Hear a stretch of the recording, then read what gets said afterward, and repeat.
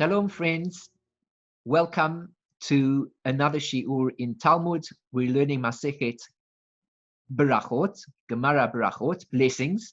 I'm Eliyahu Shir from Chesed Emet. You can find my site at www.lovingkindness.co.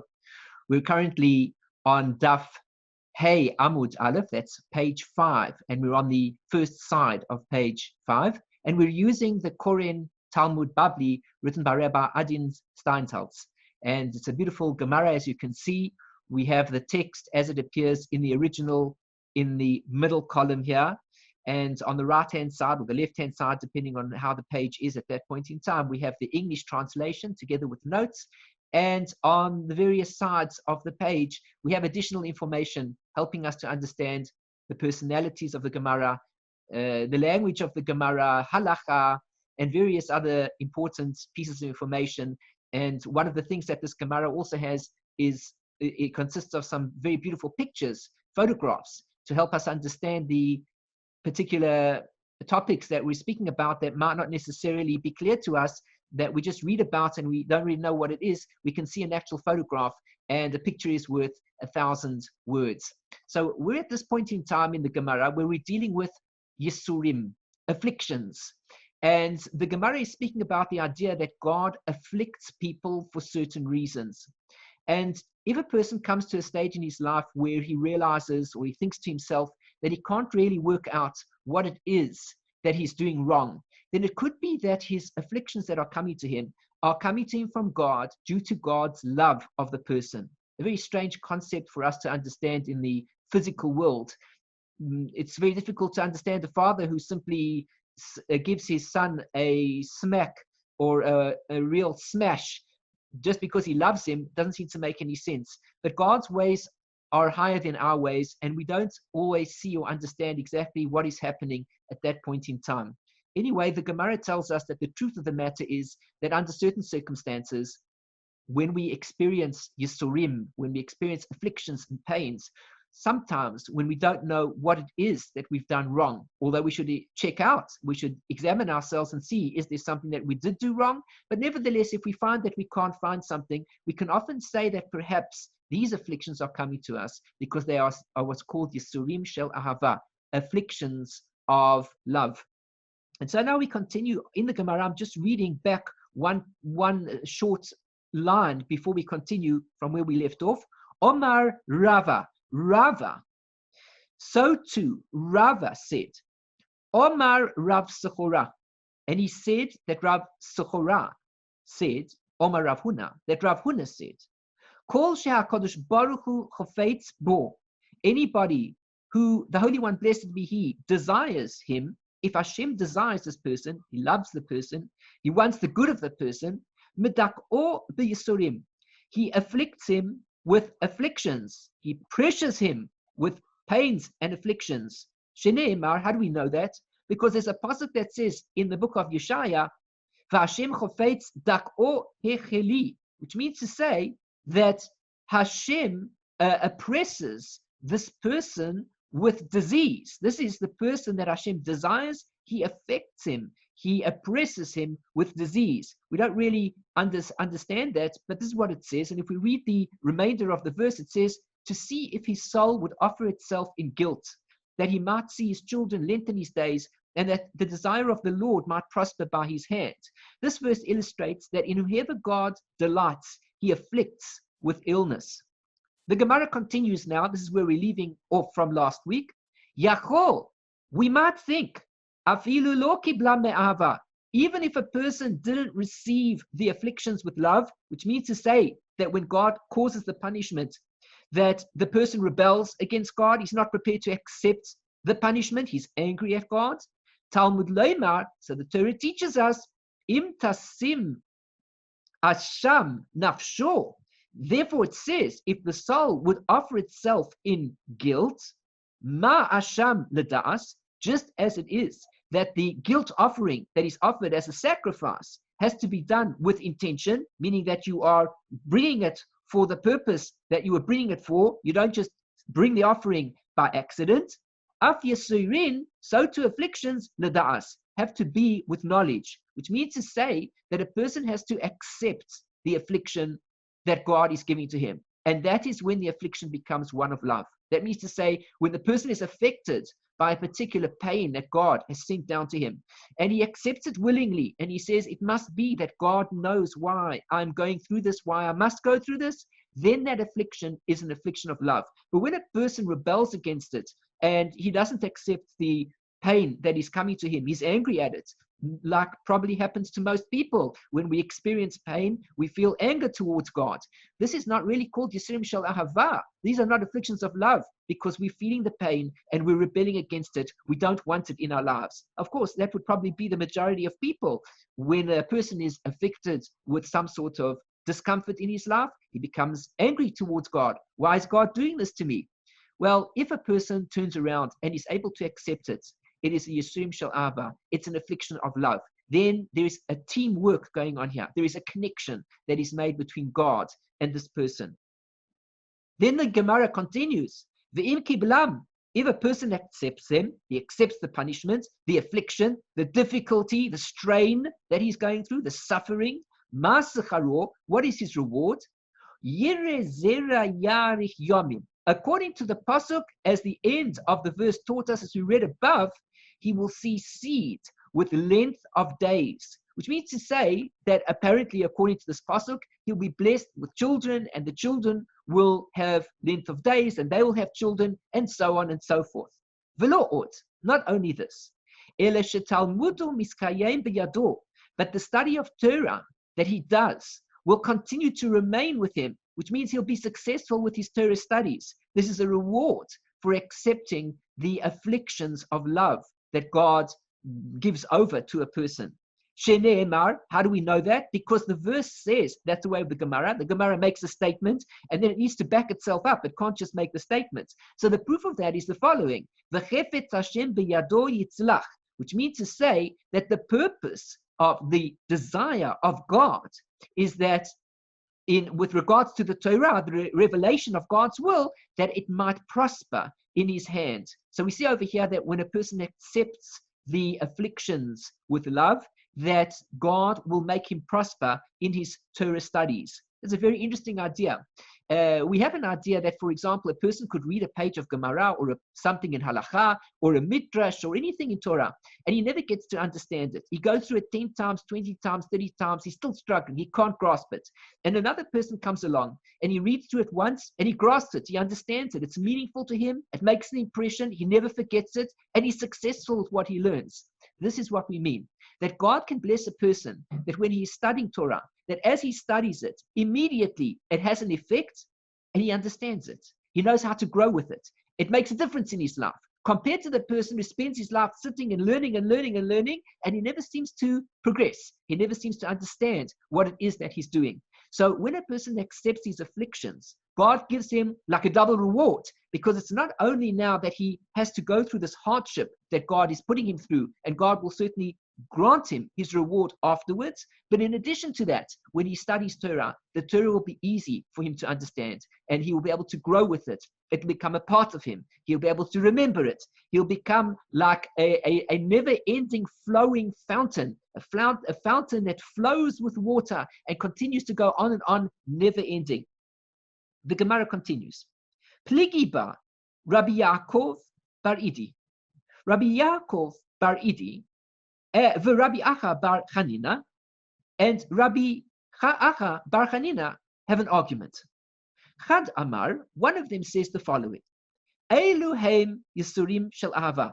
This is what it means when it says that these are afflictions of love. Kol she'ein bahem bitul Torah.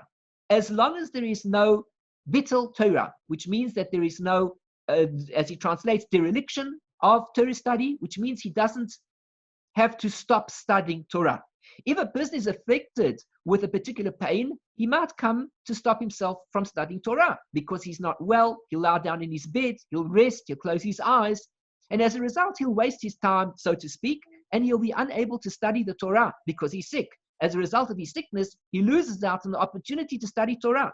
So one of these rabbis says that as long as a person can still cope with studying Torah, then this still is considered to be Yissurin Shel Ahavah. It's still afflictions of love. But when a person is completely out, he's finished, out for the count, and he needs the time to recuperate, and as a result, he can't study Torah, then these are not Yissurin Shel Ahavah, because God doesn't want a person to stop studying Torah just because he's ill. So if his illness doesn't hamper his studying of Torah, it's Yissurin Shel Ahavah. Shene'emar, how do we know that? If the Gemara is going to make a statement like that, the rabbi is telling a statement, we need to know a proof that says this particular idea. Asrei hagever asher tiyasrenu ya umitorasacha telamdenu. Happy is the person in whom God afflicts and he teaches him Torah. So he teaches you Torah, which means and teach from your Torah. And from your Torah, he teaches him, which means to say that if a person is going through affliction and he's still able to study Torah, that is a sign that the Yissurim is Yissurin Shel Ahavah. V'chad amar. And one of the other rabbis says the following. That is not Yissurin Shel Ahavah.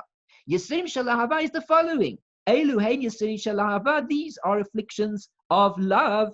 Kol she'ein bahem bittul tefillah. As long as it doesn't have a bittul, dereliction, again, as he translates, of prayer, which means it doesn't hamper his ability to pray.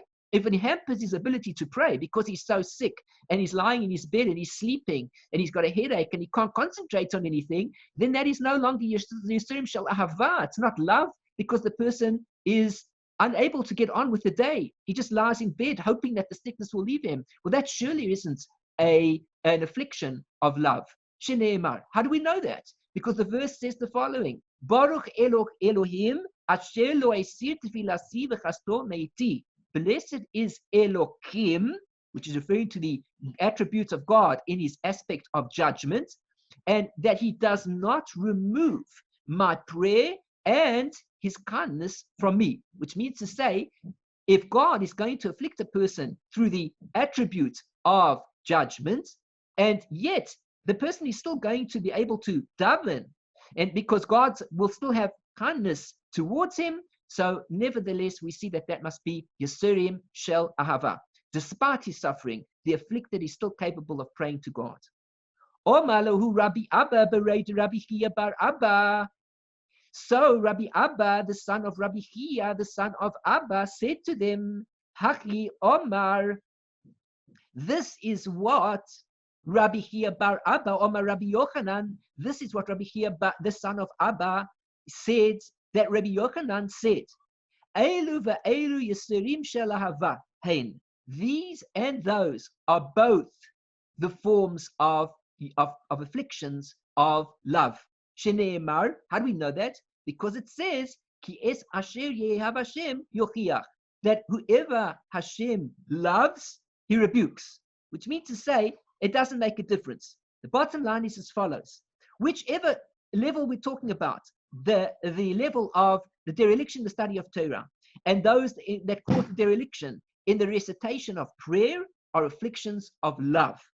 And an ability to study Torah and to pray are among his afflictions, which means to say it's an affliction if a person isn't able to study Torah, and it's affliction if he is unable to pray. But nevertheless, even if he's in such a situation, said Rabbi Yochanan, this too is Yissurin Shel Ahavah. Ela, but rather, Ma Talmud Loimar, what does the Torah mean when it says, Umi Torasacha telamdenu, and from your Torah you teach him? Al Tikrei telamdenu, don't read it as that you're teaching him, in other words, that it's the person himself. Ela telamdenu, that you teach us. Davazeh mitorasacha telamdenu. You teach us the value of this affliction through your Torah. Through the study of your Torah, we come to understand the value of the punishment or the difficulty that we're going through. Kal VaChomer, all the more so. This is one of those expressions in the Gemara that is a unique expression that is teaching us something in Gemara language, which says all the more so, which means if I learn out something in one direction, I take it to another direction, which has a value to it that I can apply it to, I can say all the more so that particular thing applies to this situation. Kal VaChomer, all the more so. Mishain va'ayin, we can learn it out from the situation of the tooth and the eye. What's that got to do with anything? Ma shein va'ayin shehen echad me'evarav shel adam. Just as it is that the tooth and the eye, which are one of the limbs of a person, eved yotzei b'hem lecherut, a servant can leave and become free from his master through the fact that his master knocked out one of his teeth or punched out his eye, and he's now lacking an eye. As a result, the slave, the servant of the master, has to be set free because he has been afflicted by the master. Yissurin Shel Ahavah, punishments and afflictions that clean up, that deal with the cleaning up a person from his sins, all the body of a person. Al achas kama v'kama, all the more so. Al achas kama v'kama, all the more so. Which means to say, if we're talking about a servant who belongs to a master, and the master knocks out a tooth, or the master knocks out his eye, he must set his slave to be free, because that has affected enough punishment on him to acquit him of anything he might have done wrong and sets him free. So all the more so, if Hashem brings affliction to a person and it ultimately comes to cleanse his entire body, all the more so that he will be set free. And this is what we refer to as Yissurin Shel Ahavah. These are punishments, afflictions of love. V'hainu to Rabbi Shimon ben Lakish. And this is what Rabbi Shimon ben Lakish said. To Omar Rabbi Shimon ben Lakish. Remember we said that Rabbi Shimon ben Lakish was once upon a time a robber, and then ultimately he became the brother-in-law of Rabbi Yochanan, and he was also known as Reish Lakish. So Reish Lakish says the following: Ne'emar.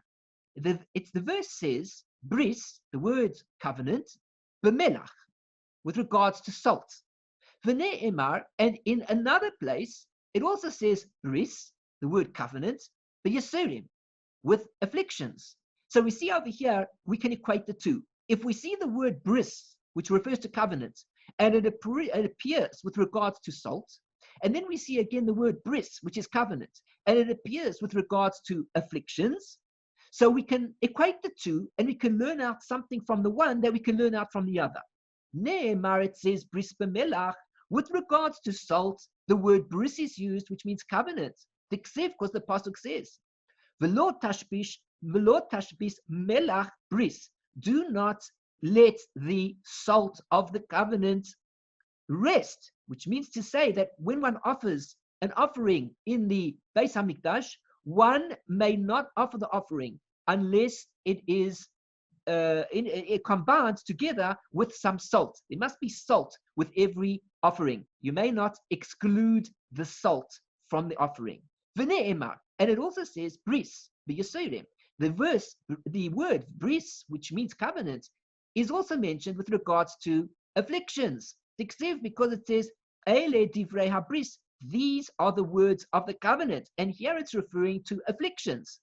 Ma bris ha'amur b'melach, just as it is that the covenant is spoken about with regards to the salt. So just as it is that melach mamtekes is habasar, that salt sweetens meat, af bris ha'amur b'yissurin, so too the fact that we have the word bris, and it appears in a verse that relates to afflictions, and there it's spoken about ha'amur b'yissurim with regards to afflictions.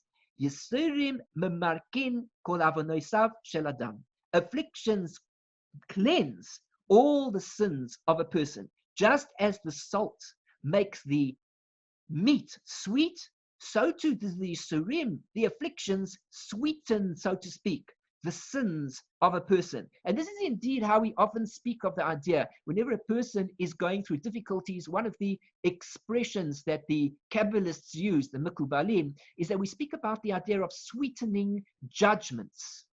We have to mamtikim et hadinim. We have to sweeten judgments. A judgment is something that's sharp and it's hurting, but the judgment sometimes has a realistic attribute to it, and it won't go away so quickly. But although we might not be able to dispel the judgment completely, the one thing that we want to try and do is to sweeten the judgment. If we can sweeten the judgment, we won't feel the pain of the judgment. For example, a judgment can be that a person is deserving, God forbid, of a death penalty. The sweetening of the judgment can be that it is changed into a judgment of a 10-year sentence in prison. God forbid, in both situations. Or a person could be sentenced, God forbid, to 10 years of prison. And yet, the sweetening of the judgment is when the lawyer gets up and he says it's true that the client is deserving of 10 years in prison, but the truth is this is a first-time offense. And so therefore, my client shouldn't be deserving of 10 years. Can't he perhaps rather do 100 hours of community service? And the judge says, yes, 100 hours of community service, and that does away with the judgment. We want to sweeten the judgment. If there is any judgment against a person, we need to bring something in that sweetens it. So too, if God has, God forbid, issued a particular judgment against a person because of something he might have done wrong, or whatever the case may be, God has decided on a particular judgment.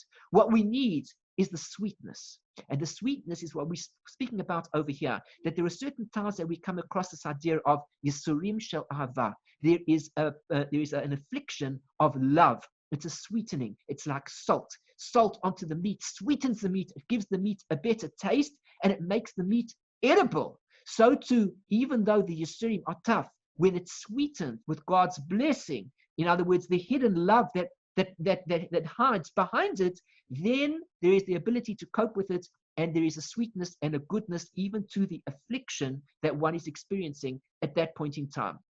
These, of course, are easy concepts to read in a book and to discuss in a shiur. When it comes down to it, of course, everybody knows that we don't want any type of judgment upon ourselves at all. None of us want afflictions, no matter what the reward is for afflictions. That is not what we want in life. We want a good life. We want a healthy life. And let us be clear that when we speak to each other, that these are the same things that we should be constantly wishing each other. We should never talk to each other in a way that expresses that a person is deserving of something. You know, people like to say such things. You did bad. You're deserving of that punishment. You lost your money, they say. You're deserving of it. The judgment was a good one. You're deserving of it. Our way is to say to a person always, to wish them the best, no matter what. Everybody is in a situation of difficulty. Everybody is being judged by God. And our duty, therefore, is to wish the best upon people so that nobody has to experience the judgment and the harshness of any type of affliction. So we say over here, we've learned this paragraph about this particular idea of the Brit. Now we continue. Tanya. It was taught in a brisa, in other words, with regards to this concept that we're speaking about of the afflictions. Listen to this beautiful idea. Rabbi Shimon ben Yochai Omer, Rabbi Shimon ben Yochai, the author, as we have in tradition, of the Holy Zohar, of the basic work in Kabbalah, Rabbi Shimon Bar Yochai teaches an amazing thing. He says, Shalosh matanos tovos nasana kodesh baruch hu Yisrael. There were 3 good gifts that the Holy One, blessed be He, gave to the Jewish people. V'chulan, and all of them, lo nesanan ela al yedei Yissurim. And even though God gave these 3 special gifts to the Jewish people, they were only given through afflictions. So there were 3 special things that God wanted to give to the Jewish people, but He made a condition, so to speak. And He said, these gifts I give only with the condition that there is affliction and difficulty attached to them. What are they? Elohein. These are them. Torah, meaning the study of Torah, comes only through affliction. The Eretz Yisrael, the land of Israel, says Rabbi Shimon Bar Yochai, comes only through affliction. The Olam HaBa, and the world to come, comes only through affliction. Which means to say, everybody who's thinking that these 3 things can come to a person easily, these people are sadly mistaken. These are 3 gifts, very special things that God wants to give to the Jewish people, to each of us. But in order to acquire them, a person has to go through great struggles, which means to say, for example, a person wants to study Torah, he opens up a book, can't concentrate, puts the book away. Opens up a book, starts to read, he realizes he doesn't know a word of Hebrew. How can he read this book? Puts it away. Opens up a book, he reads a verse in the Torah, makes no sense to him, puts it away. Difficult. Reads the Gemara, an argument here, an argument there, too difficult for me to understand. What are they talking about in any case? Why are they arguing? Just tell me what the bottom line is already. Too difficult to try and understand what's going on. Fine. The Torah says Rabbi Shimon Bar Yochai, if a person wants to acquire Torah, he has to work for it. He has to try and follow the arguments. He has to follow the verse in the Torah. He has to read the commentaries. He has to read the Pshat, the Chumash. And he has to do the Midrash. And he has to read the Gematriot and study the Gematriot. And he has to learn the Midrash and the Kabbalah. And he has to learn all of it until eventually, as he begins to learn more and more and more, everything starts to fit in like a puzzle with all the pieces starting to fit into each other. But in the beginning, when a person studies Torah, it's hard. And actually, the truth is, any time that a person sets aside to study Torah can also be hard. A person can make a stipulation that he is ready for it. He's going to study Torah an hour a day. And when the hour comes, 1,000 things happen that prevent him from studying Torah. The whole day goes by. He loses out. He doesn't study any Torah whatsoever. What happens? Torah is a gift from God. But in order to acquire it, a person has to go through suffering. It's not so easy to study Torah as we think it is. Many times people think that the Torah scholars who are sitting and learning in Kollel, for example, just as an aside, are having a free life of some kind. And it can't be that it's a very difficult life. I mean, what do? They sit and they study Torah all day long, and it's very easy. But the truth is that they too have their own tests as they go through the day. They too have to take care of themselves. They have to take care of their homes and their families. And they've got to take care of their bodies, and they've got to take care of their souls. And when they sit down and they study Torah, their minds can drift off just as easily as everybody else, but that they sit down in any case and they study what is necessary and they grow from it and they teach it over to others and they put it into practice and they're prepared to do it. But Torah study for everybody is hard, and it takes a lot out of us to begin to study, to continue to study, to grow within it, and to put in that effort and say, I'm continuing no matter how long I live for. Every single day, I'm going to put in more effort and I'm going to study Torah. Now, the second thing that we learned about here is the second gift, which is Eretz Yisrael, the land of Israel. Now, this is a good one because people think that making Aliyah, for example, especially people who are outside of Eretz Yisrael, of course, for the Israeli who lives in Eretz Yisrael, even for him it's difficult.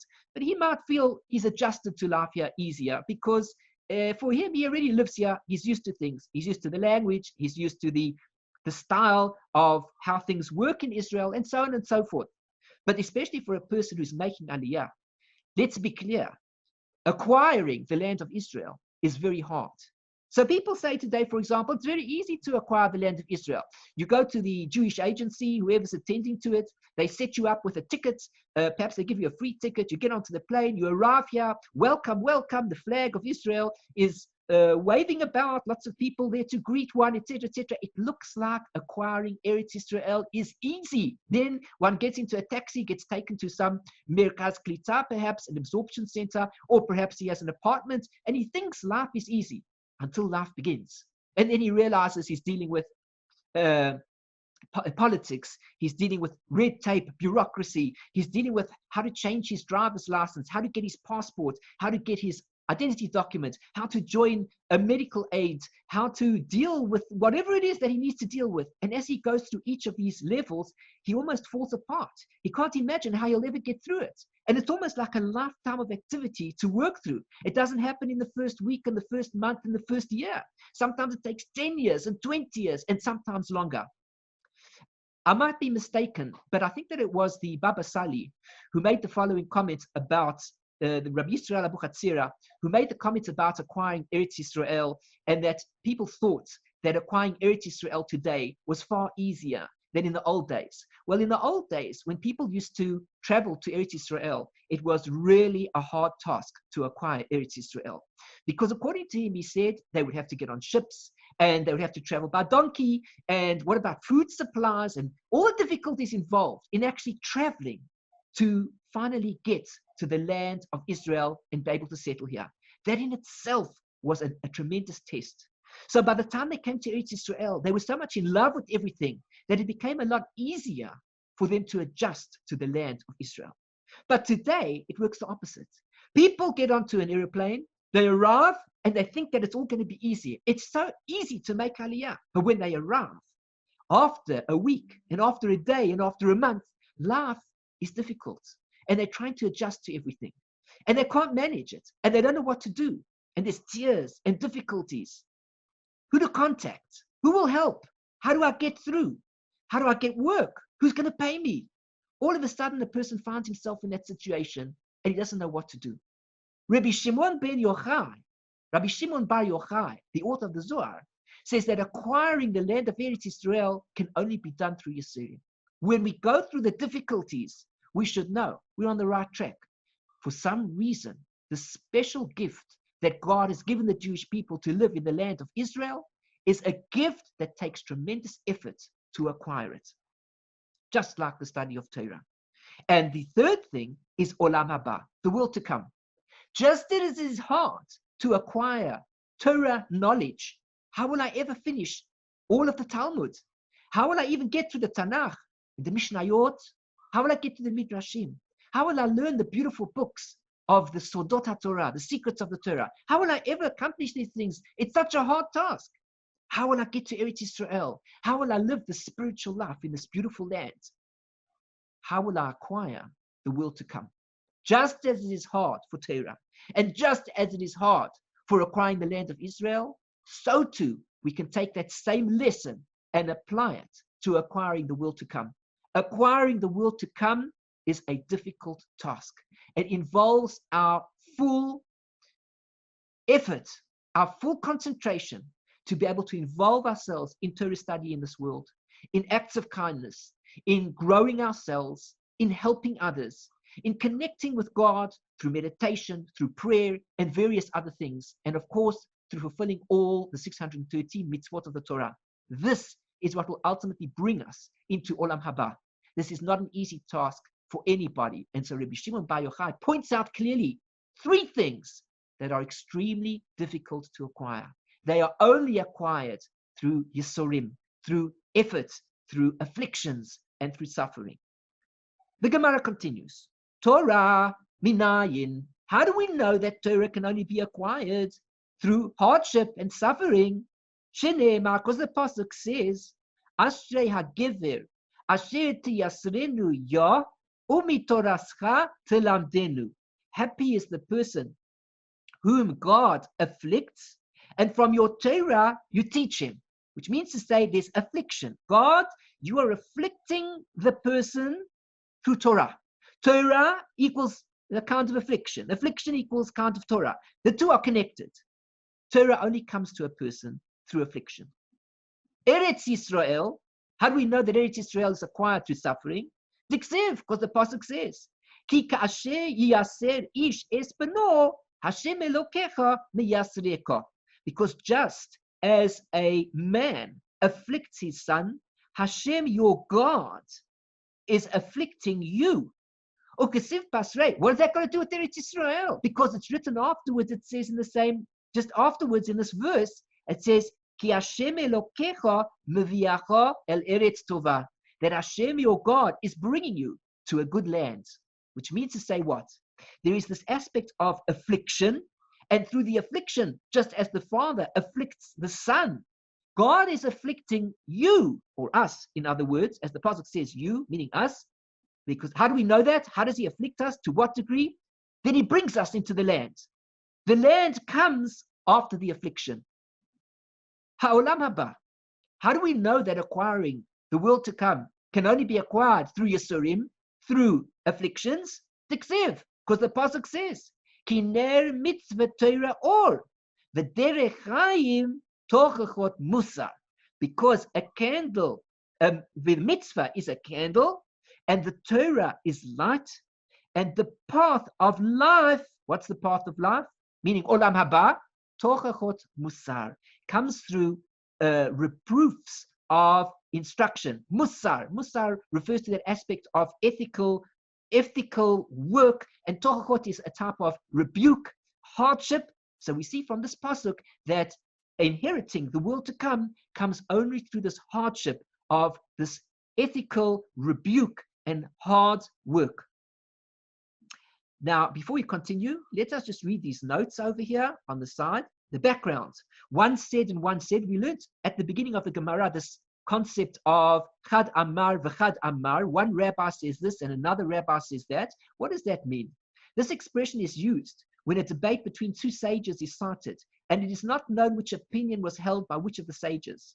Oftentimes, the Gemara is not content with the ambiguity, and a lengthy debate ensues to determine who said what. That was the expression that we learned at the beginning of this page here. Chad Amar, v'chad Amar. One says this, and the other says that.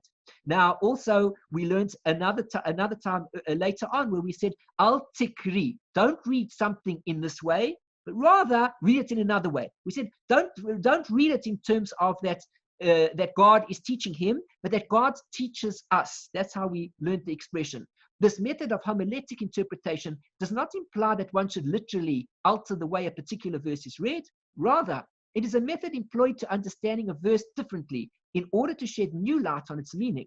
Normally, this approach changes the way a word is pronounced without altering the letters of the word itself. This is possible because the text in the Torah scroll is not vocalized. Even though there is a tradition that teaches how each word should be read, perhaps the lack of vowels can be viewed as license to introduce homiletic interpretations by changing the pronunciation. And that's exactly what we did over here. We changed the vowels ever so slightly to refer to something else so that we could understand the verse in another way. Then we learned this expression, if you recall, Kal VaChomer. What does it mean, Kal VaChomer? Literally, Kal means light, and Chomer means something that's heavy, from light to heavy. An a fortiori inference, Kal VaChomer. One of the fundamental principles of rabbinic exegesis and an a fortiori inference appears in all of the standard lists of exegetical principles. In essence, it is a principle of logical argumentation where a comparison is drawn between two cases, one more lenient and the other more stringent. The a fortiori inference asserts that if the law is stringent in a case when the ruling is usually lenient, then all the more so will it be stringent in a more serious case. Likewise, if the law is lenient in a case where the ruling is not usually lenient, then it will certainly be lenient in a less stringent case. A fortiori argumentation appears in the Bible, and the sages compiled lists of verses in which a fortiori inferences appear. For example, if you have run with the foot soldiers and they have wearied you, how can you contend with horses? That's called a Kal VaChomer, an a fortiori inference, which means if you weren't able to deal with the foot soldiers, how will you ever deal with the horses? The horses are much faster than the foot soldiers. Okay, now we continue over here at the last sentence over here. Tanna Kamei, the Rabbi Yochanan. A Tanna taught the following teaching, the following brisa, in front of Rabbi Yochanan. Kol ha'osek b'Torah u'b'gemilos chasadim. Anybody who occupies himself in the study of Torah and acts of kindness, v'kover es bonov, and then he ends up during his lifetime that he buries his children or his sons. Mochalin lo al kol avnosav. He is forgiven for all of his sins. Very tough teaching. Again, we're reading these teachings as they appear in the Gemara. We're not making them up. We don't mean to sound nasty. We don't mean to sound, punishment type of thing. Oh, God is punishing you. He's destroying you. He's a vengeful, an angry, vengeful God against us. And the Gemara seems to delight in using these terms, whereby whenever we see that we're doing the right thing and God comes along and destroys us in a terrible way, that now we must make light of it as if to say, well, God really loves you. But the Gemara is teaching us these teachings for a reason and saying to us there's more to what we're going through in our lives than we imagine that we're able to see with our eyes. When we learn this, the teaching is hard. It's easy to read, but put this into practice and realize the reality, the pain that's involved. The Gemara is not making a joke of it. The Gemara is teaching us this is part of life that we go through. And when we go through this, God forbid, if a person has to go through it, he must turn around and he must realize that there is something else that is going on, that he will perceive when he leaves this world, and he will see the truth and the ultimate goodness of all the things that happened at that point in time, though he cannot understand it. And it is for nobody to make the statement to anybody else of what the Gemara says either. It's very easy to say to somebody in that situation, oh, but the Gemara says, do you know why this and this happened to you? Because God loves you. Perhaps this is one of the most insulting things that a person can say to somebody else. On the contrary, when a person is beset with troubles and difficulties, our duty is not to tell him what the Torah says about how wonderful a person he is, and that is why God is punishing him, but rather our duty is to sympathize, to empathize, to hear the difficulty, to help if we can. More than that, the message is the message for the person to think about. The person who is beset with the troubles himself can read these Gemarot, and hopefully they will give him some comfort. Hopefully they will make him realize that he doesn't understand all of life. Life is difficult. Everybody is experiencing tests.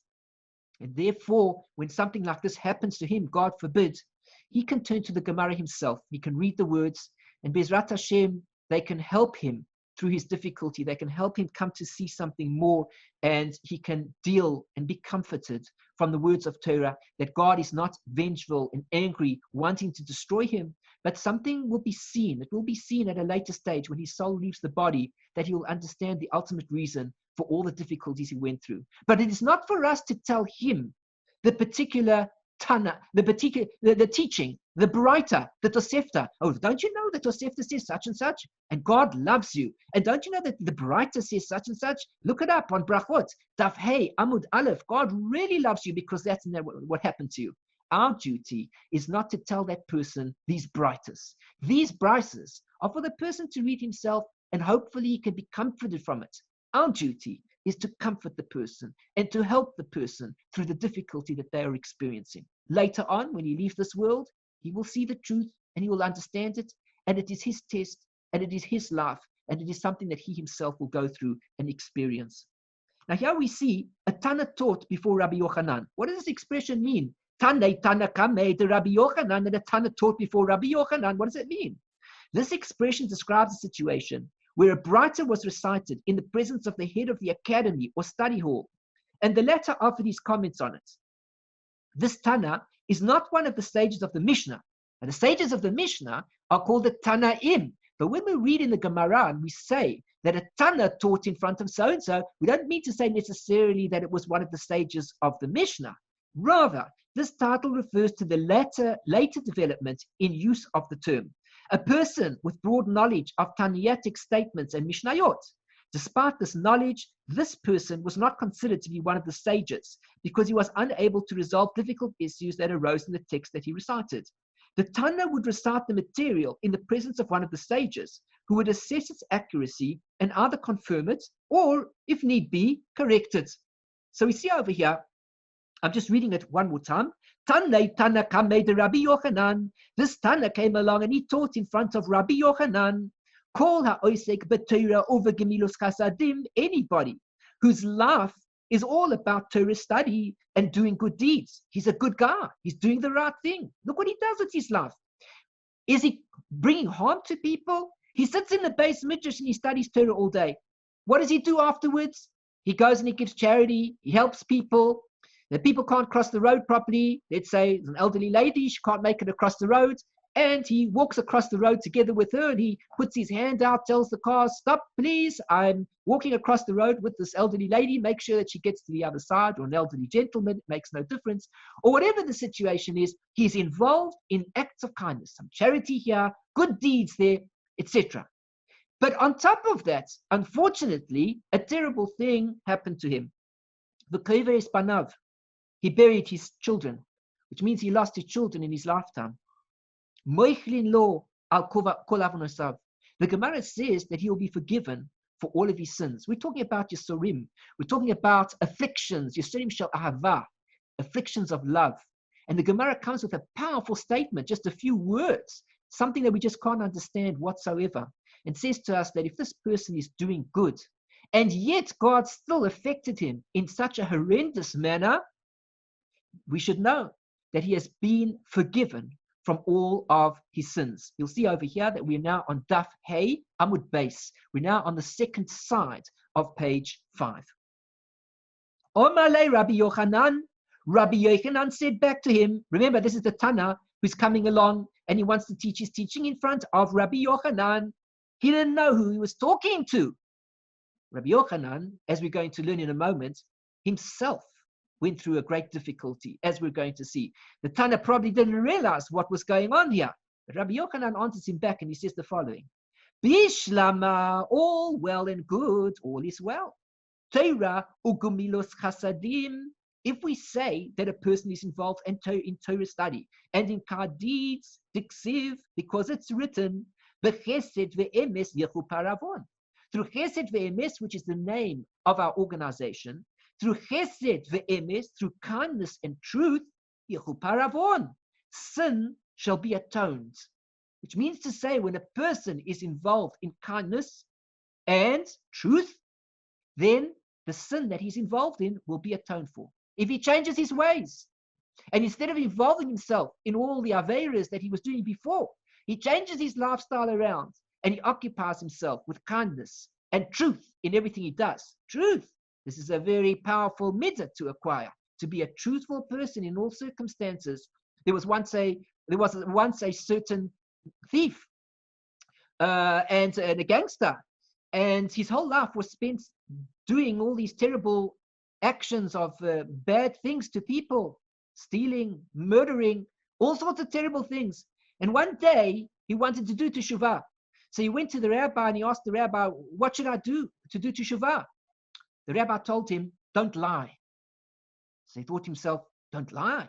He doesn't tell me not to murder, doesn't tell me not to steal, doesn't tell me anything wrong with anything that I was doing. He says to me, don't lie. He says, that's a good deal. I'll accept it. So he goes off on his life and he begins to do what he's about to do. And as he approaches the particular thing that he's about to do, he's about to steal, he thinks to himself, I can't steal.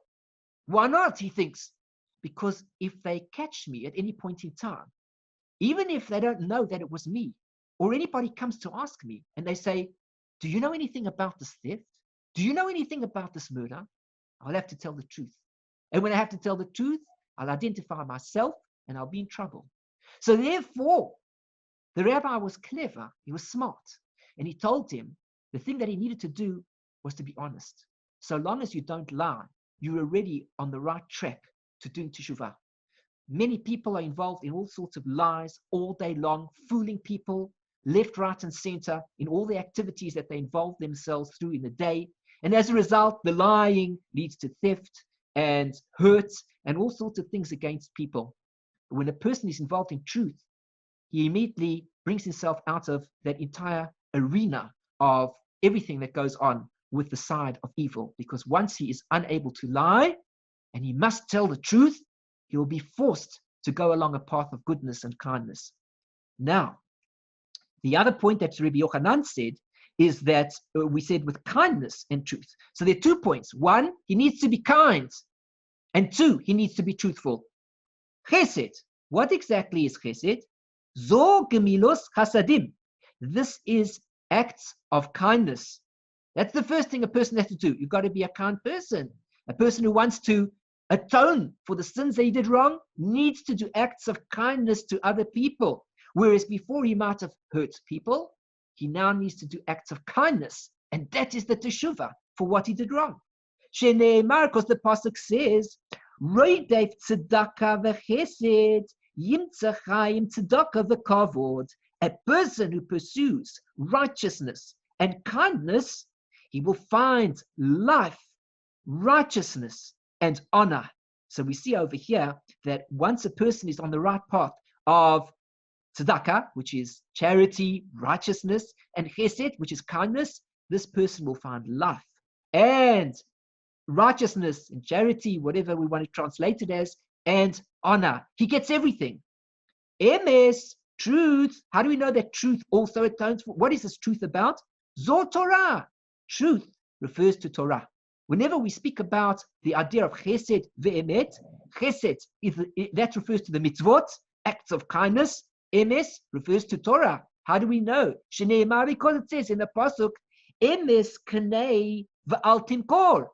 Acquire truth and do not sell it. So we see over here that what is the one thing that a person needs to acquire and not to sell? This refers to the study of Torah. Acquire, purchase truth, purchase the Torah, buy books, pay for shiurim, support those who study Torah, and ultimately the person supporting Torah will end up gaining from the Torah that he learns from this person also. V'al timkor, and don't sell it. But now Rabbi Yochanan says back to this Tanna, Ella Koiveris Bonov Minayin. How do we know such a thing? That he's got to bury his sons. And therefore, if he buries his sons, that's going to be that God has forgiven for his sins. I mean, Chesed is okay. He does kind deeds. Emet is okay. He studies Torah. Why must he bury his children in order to merit that God is going to forgive his sins? Let us just read up a little bit about Rabbi Yochanan, because Rabbi Yochanan over here on the side, the personalities, was a very special man. This is the Rabbi Yochanan we're speaking about over here. This is Rabbi Yochanan ben Napacha, one of the greatest Amoraim, whose teachings are fundamental components of both the Babylonian and the Jerusalem Talmud. He resided in Tiberias, which incidentally is the place where the Talmud Yerushalmi was written. He is the author. He is the said author of the Talmud Yerushalmi, the Jerusalem Talmud. Although the Jerusalem Talmud is called the Jerusalem Talmud, it was actually written down in Tiberia, because that's where the Jews were for the most part at that point in history. And he lived to an advanced age. Almost nothing is known of his family origins. He was orphaned at a young age, and although his family apparently owned considerable property, he spent virtually all of his resources in his devotion to the study of Torah, and he eventually became impoverished. In his youth, he had the privilege of studying under Rabbi Yehuda Hanassi, the redactor of the Mishnah, but most of his Torah learning was accomplished under Rabbi Yehuda Hanassi's students, Chizkiah bin Chia, Rabbi Oshaya, Rabbi Hanina, and Rabbi Yanai, who lavished praise upon him. In time, he became the head of the yeshiva in Tiberias, at which point his fame and influence increased greatly. For a long time, Rabbi Yochanan was the leading rabbinic scholar in the entire Jewish world, not only in Eretz Yisrael, but in Babylonia as well, where he was respected by the Babylonian sages. Many of them ascended to Eretz Yisrael and became his outstanding students. He was a master of both halakha and agadah. Remember, halakha is the law, and the agadah is the story part, the midrashic, the hidden parts, really, of the Torah. It's the flow of the stories behind everything. His teachings in both disciplines are found throughout both of the Talmuds. In recognition of his intellectual and spiritual stature, the halakha is ruled in accordance with his opinion in almost every case, even when Rav or Shmuel, the preeminent Amoraim of Babylonia, whom he treated differentially, disagree with him. Only in disputes with his teachers in Eretz Yisrael, such as Rabbi Yanai and Rabbi Yeshua ben Levi, is the halakha not ruled in accordance with his opinion. Rabbi Yochanan was renowned for being handsome, and much was said in praise of his good looks. One of the things that we know that Rabbi Yochanan used to do is he used to sit outside the mikvaot area where the ladies used to go and immerse in the mikvah. Now, that doesn't mean to say that he was sitting and watching what was going on. But on the contrary, he would be studying Torah, but he would sit outside that area. And what would happen is, as the ladies would pass by, he would say, "You should look at me." He would make a statement. Maybe you would think of it as being arrogant, but he himself knew that he wasn't saying it to be arrogant. He wasn't looking at the ladies. It was they that would walk past him and take a look at him as they walked past, because he was good looking and he was an outstanding Torah scholar. And so therefore, instead of leaving the mikvah and finding themselves confronting a dog, and that the image of the dog would be in their minds, so that when they would go home and be with their husbands, that image would stick in their heads, rather the image of Rabbi Yochanan, which means to say this idea of Torah, beautiful Torah, a Torah scholar, that is the image that they had in their mind, which would have been retained in their mind at the time that they were with their husbands. Not that they were thinking of Rabbi Yochanan, God forbid, but they were thinking of the concept of what Rabbi Yochanan stood for, which means the beauty of the Torah, that their children that they would conceive would all become great Torah scholars. And that's one of the things that he did. He was a great man in every respect. We know that his life was full of suffering. So in spite of all this greatness that he had a life of suffering. 10 of his sons died in his lifetime. Remember what we said before? The Tanna came to Rabbi Yochanan, and he told Rabbi Yochanan that one of the ways that God comes to atone a person's sins is when a person has to bury his children in his lifetime. Little did he think, unless he did think of it, that was what was on his mind at the time, to say to Rabbi Yochanan, the very person himself who had lost his sons. There is a Gaonic tradition that one of his sons, Rabbi Matana, a Babylonian Amora, did not predecease him. The death of Rabbi Yochanan's disciple, colleague, and brother-in-law, Reish Lakish, for which he considered himself responsible, hastened his own death. Remember, we learned about Reish Lakish. We've mentioned him a few times. The last time we discussed him in relation to Rabbi Yochanan, and now we're learning about Rabbi Yochanan in relation to Reish Lakish. They were very great scholars together as chaverim, as friends. And when he lost his chaver, his brother-in-law, he too died shortly thereafter, as he had nobody who was as great as Reish Lakish to learn Torah with. Rabbi Yochanan had many students. In fact, all of the Amoraim of Eretz Yisrael in succeeding generations were his students and benefited from his teachings, to the extent that he is considered the author of the Jerusalem Talmud. His greatest students were his brother-in-law, Reish Lakish, Rabbi Elazar, Rabbi Chia Bar Abba, Rabbi Abahu, Rabbi Yosei Bar Chanina, Rabbi Ami, and Rabbi Asi. These were his main students. So anyway, Rabbi Yochanan, back to the Gemara, is asking about this idea of burying sons. That how do you know that if you bury your sons in your lifetime, that this acts as a kapara, as an atonement, that God forgives all of a person's sins? Tanna mishum Rabbi Shimon ben Yochai, because there was this elder that taught in the name of Rabbi Shimon Bar Yochai, again the author of the Zohar, who we learned about before. Asya avon avon. I'll tell you the answer. Because the word avon appears in two different places, and so from learning about how avon appears in one place, we're going to be able to understand how avon works in the other place also. Ksiv hacha. It's written over here in the pasuk. B'chesed ve'emes yechu paravon. Through kindness and truth, sin is atoned for. Ukesiv hasam, and it's written over there. Umishalem avon, meaning, and it's written in the other place, Umishalem avon, and he repays the iniquity avos el chek b'nehim, of the fathers in the bosom of their children, which means to say, as the English says over here, because he repays the iniquity of the fathers onto the bosom of the children, the fathers' transgressions are forgiven. We see the connection between avon and avon. In pasuk 1 over here, the word avon is mentioned. In pasuk 2 over here, the word avon is mentioned. Since avon over here refers to an atonement, avon over here also refers to an atonement. What is the atonement? Through the punishment which is afflicted on the father by the loss of his sons. Omar Rabbi Yochanan.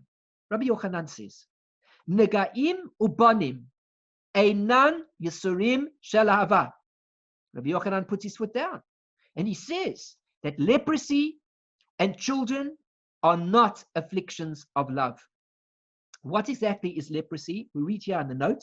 Traditionally rendered as leprosy, the term employed by the Torah Tzara'at is not necessarily identified medically with that illness. Tzara'at refers to symptoms that indicate severe ritual impurity.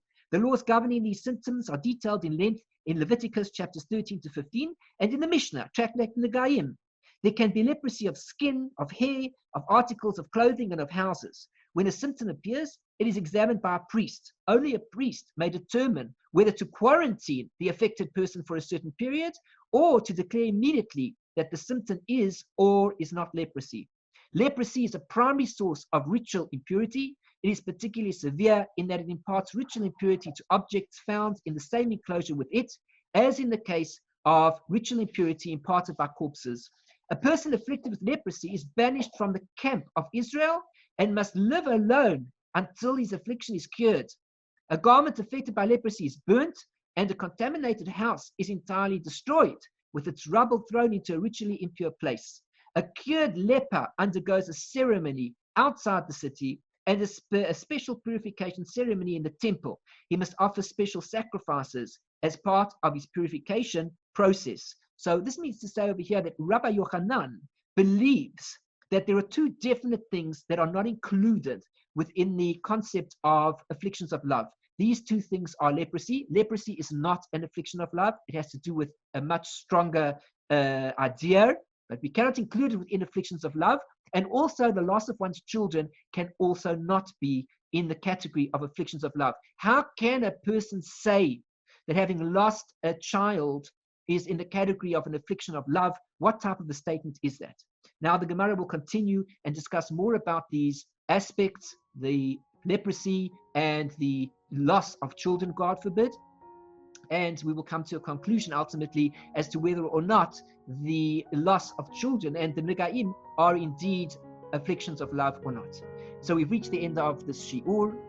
I thank you very much for joining me. I hope that you've enjoyed it and got something out of it. This Gemara that we're learning from is certainly beautiful and helps us to understand so many parts of the Gemara that we might not necessarily see if we were just looking at a page straight.